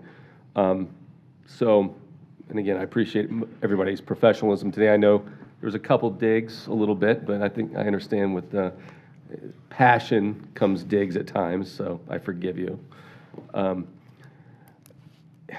You know, with me, and I've struggled over this one quite a bit, meeting both sides, having conversations with both sides. If you followed me the last 3 years or so, it's rare that I deny any type of zoning like this. But when I've had concerns, either denied or expressed my concerns or asked for a compromise, it's been for reasons where I felt that residents of an internal community were sold something or told something, and then that changes later. And that's why I have concerns here, because I can see, look at maps that show how many lots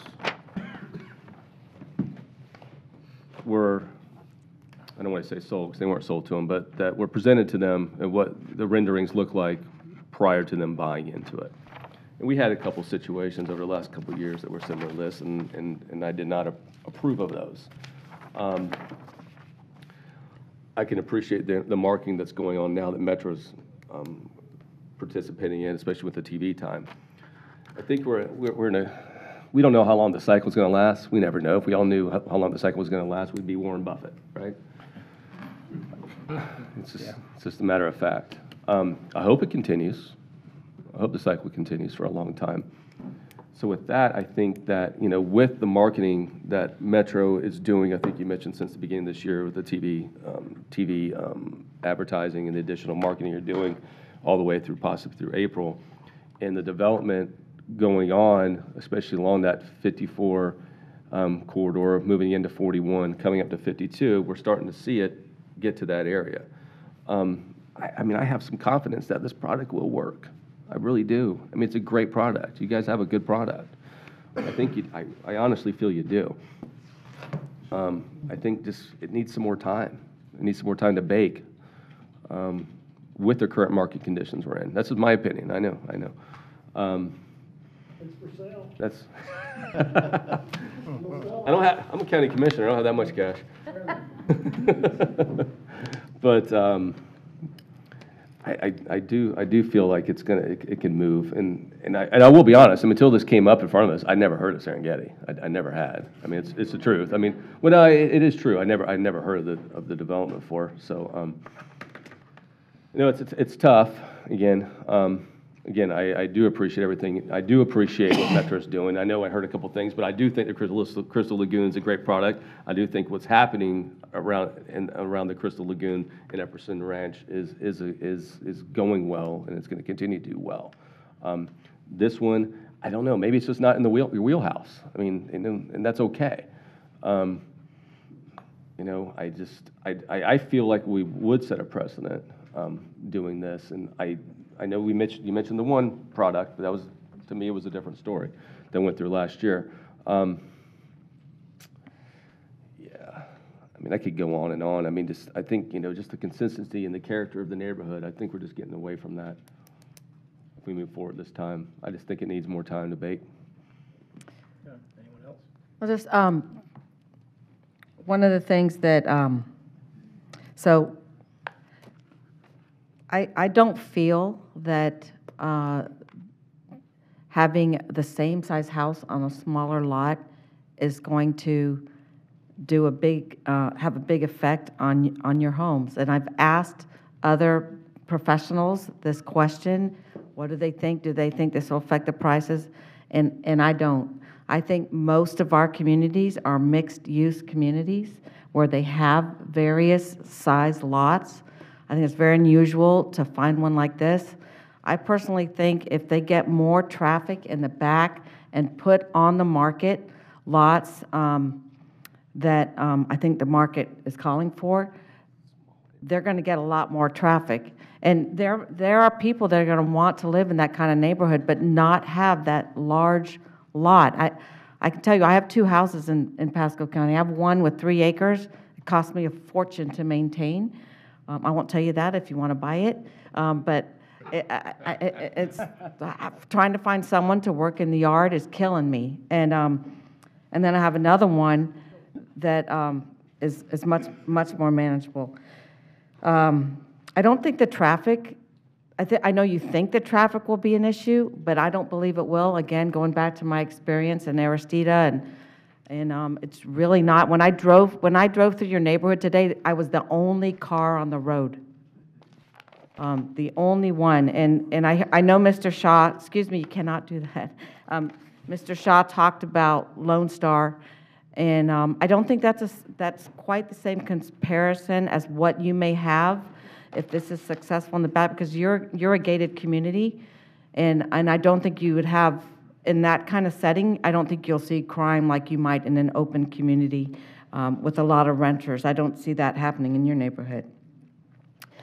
But we sit up here and we meet with lots of our constituents, and as I told you before, we represent the people of Pasco County and we represent the business interest of Pasco County. And I really respect the gentleman who was talking about integrity, because I feel I have a lot of integrity, and it's very hard to be up here in our position and to have hundreds of people advocate for a view that they believe is very, very true, and I respect that. But being up here and going through situations, I really feel I have to base my votes on what I think I know as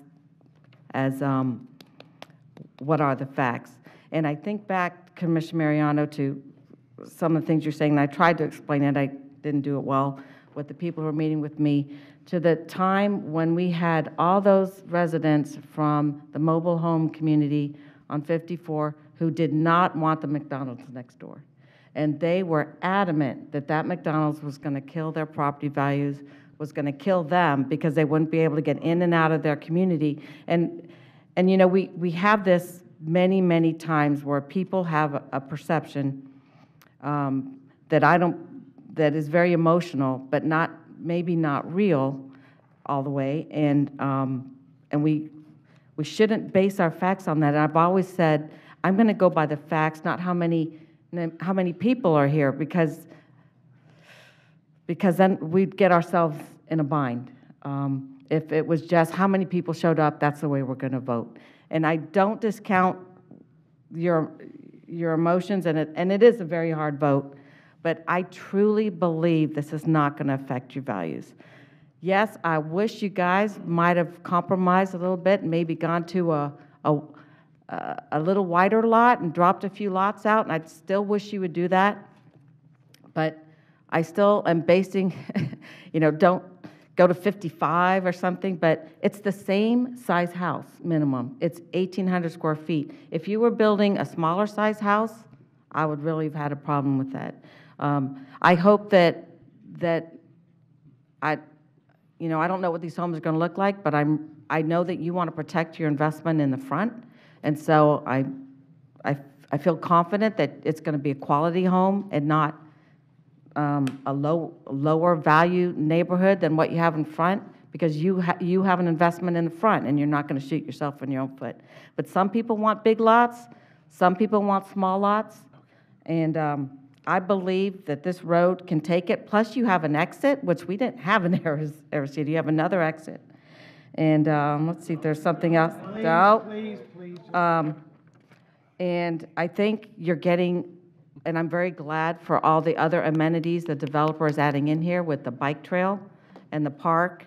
And, I kind of put that on us, on the county. Why did, they should have had that park from day one. So how is it that we said they had a park and they didn't? So that's something we have to deal with internally to make sure these things get done. And so I'm thinking that's what I've got. Yeah. Okay. Commissioner Mariano, I know we're, Commissioner Oakley, go. it's already 7:50. Well, I mean, well, can I finish?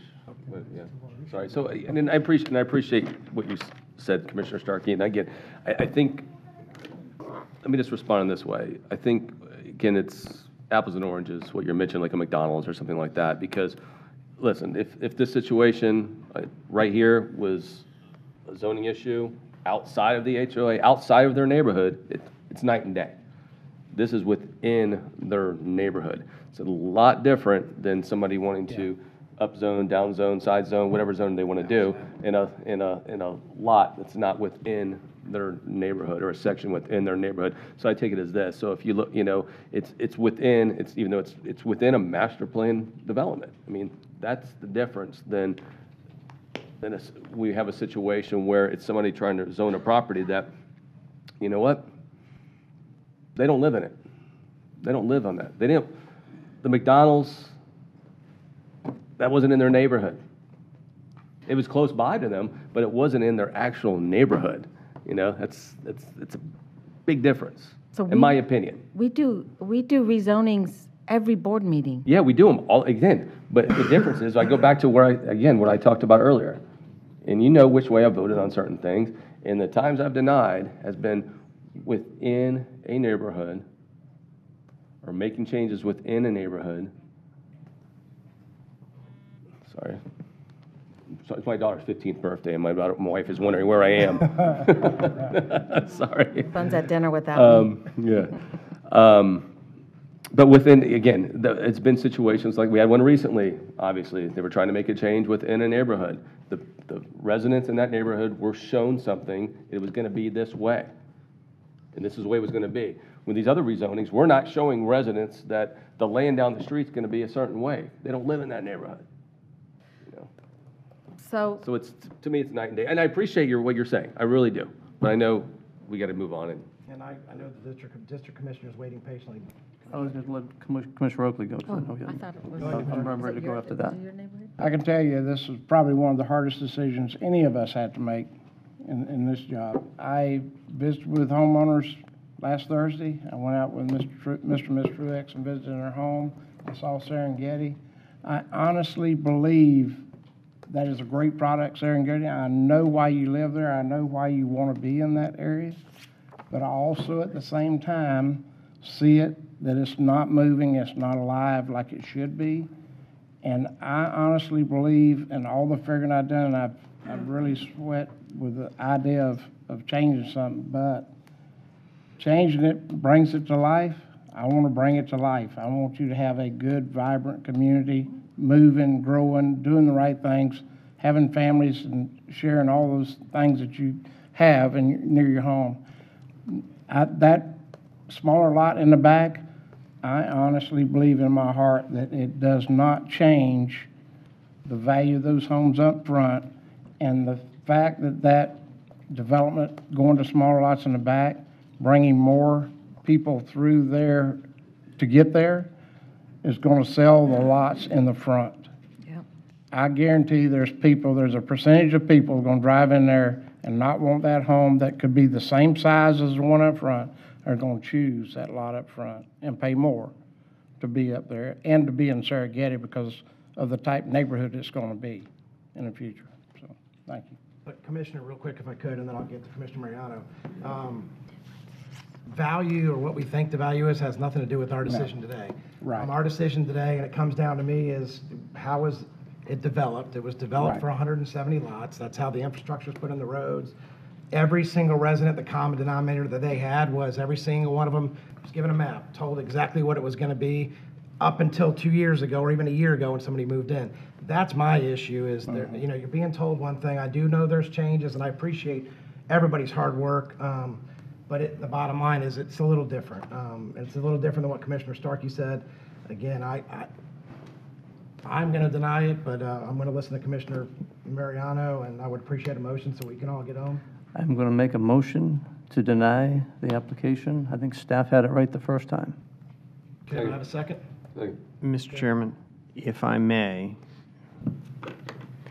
what I would recommend is the motion be the motion that was before the DRC, which was approve the MPUD rezoning request subject to the attached rezoning conditions of approval that were tendered to DRC, but deny the applicant's request for an increase in density.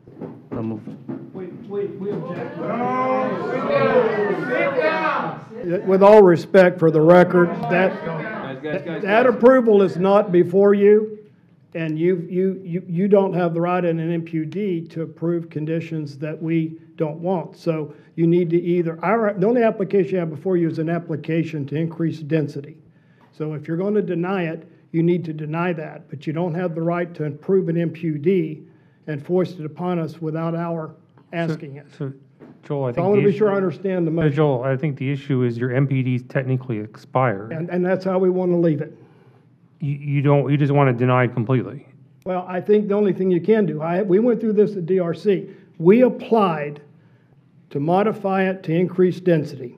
That's the only application you have before you. You need to either approve that application or you need to deny it. But legally, the only application you have in front of you is the applicant's application to modify and increase density. So you need to approve or deny that application. And we will not accept an approval on some version of the MPUD that you want. We either want the one we want or we want a denial. Let me ask you the question more specifically. Assuming the conditions were exactly how they were before, all you were doing was extending the duration of the MPUD. We have not filed that application. We never applied. You don't want the MPUD extended? No, absolutely not. We do not want the 90 lots extended, absolutely not. If staff's position is we don't have an MPUD, we don't have an MPUD, we'll start over from scratch with our Res 3 zoning. That's what's going to happen. But you're not going to approve one that we didn't apply for. And we did not apply to extend that 90-foot lot, and we won't. You'll never see that application. I don't agree that Mr. Tu is right in his legal theory. It's an MPUD. You can approve it in any way. The application is before you unless they withdraw it. Anything, you can stipulate it any way you want. But if the board wishes to entertain what the applicant is desiring, which is a flat-out denial, so be it. I mean, that was your original motion. If the board decides to approve something we didn't apply for, we will withdraw it before they approve that. But my legal request is to act on the application we filed, because that's the only application you have.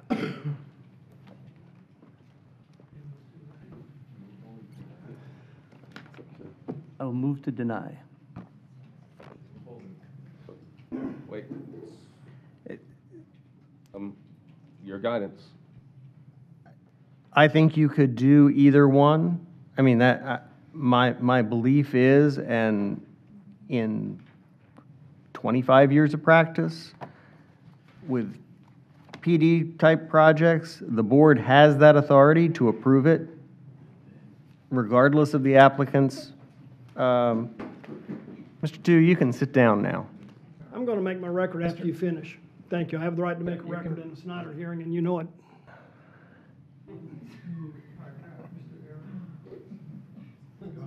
I think you have the ability to do that, but if the applicant has requested that this board just flat out deny it, if that's what the majority of this board wants to do, you can do that. For the record, the applicant did not request a denial. What the applicant requested was an approval of his application or a denial of his application. We request that you approve our application. My objection is you can't approve an application we didn't file. And if you intend to approve one we didn't file, we will withdraw that before you act. That makes sense to me. How can we approve something they didn't file? Okay, so what's your motion? My move is to deny the application. Second. Okay, all in favor? Aye. Any opposed? Nay. Motion carries 3-2. Any other Three, things?